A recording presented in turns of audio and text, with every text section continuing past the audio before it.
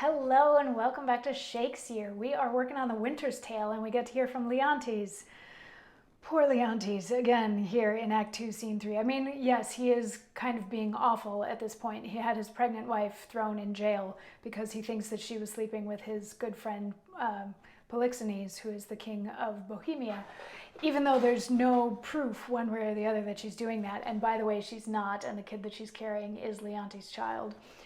And he's furious with Camillo, and he took his son away from Hermione, Mamilius, because he doesn't want the kid to get infected by her grossness, whatever. And by the time we've made it here to Act 2, Scene 3, he is also sent off to the Oracle at Delphi to have the Oracle tell him, or tell everybody whether or not Hermione is faithful, because supposedly the Oracle knows all.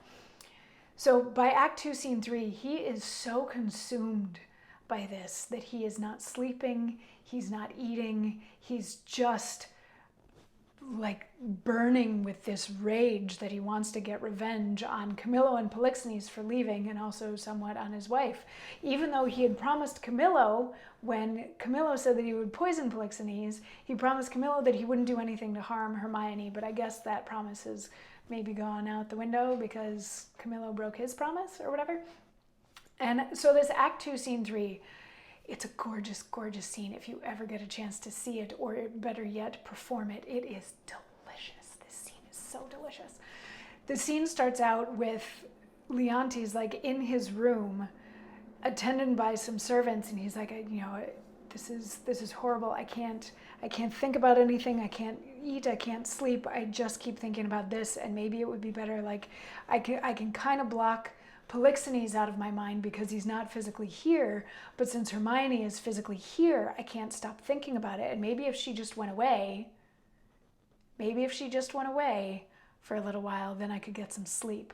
Which, if you want to interpret that as him now like almost even calling in a hit or wanting to put a hit on Hermione, you could interpret it that way if you want to, but that's where his brain has gone because he's so obsessed with this. So then one of the servants comes in and he's like, how's my son doing? Because apparently the son had fallen ill. And the servant says, that he slept okay last night, and we're hoping that his illness has receded or been purged from his body, whatever. And Leontes says, to see his nobleness, conceiving the dishonor of his mother, he straight declined, drooped, took it deeply, fastened, and fixed the shame on it in himself, threw off his spirit, his appetite, his sleep, and downright languished. Leave me solely. Go see how he fares.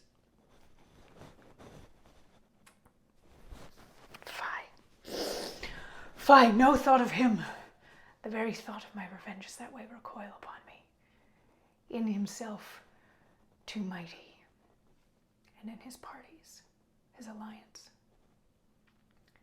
Let him be until a time may serve.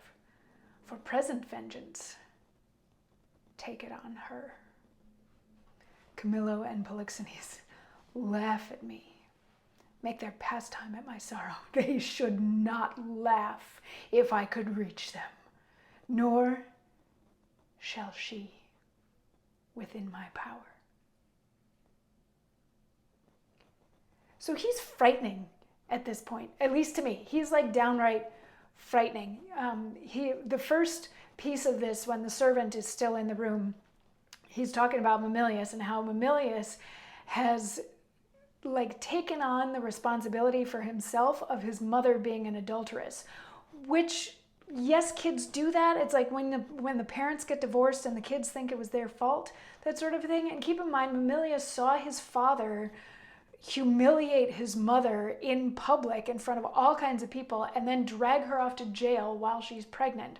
So Mamilius might be taking on more than he should, but whatever the reason, Mamilius became very sick, and Leontes believes that Mamilius became sick because he feels so guilty about Hermione cheating on Leontes, when in reality it might have been Leontes' reaction to how he thought Hermione was cheating on him. Anyway, so he sends a servant away to go check and see how Emilius is doing. And then he gets in his own head again. And the way that I read this anyway is when he says no thought of him, he's talking about Polixenes. He's got Polixenes on the brain. And he's like, I can't think about that right now. He's too strong. He has too many friends. It's going to be really hard for me to get revenge on him now that he's back home in Bohemia.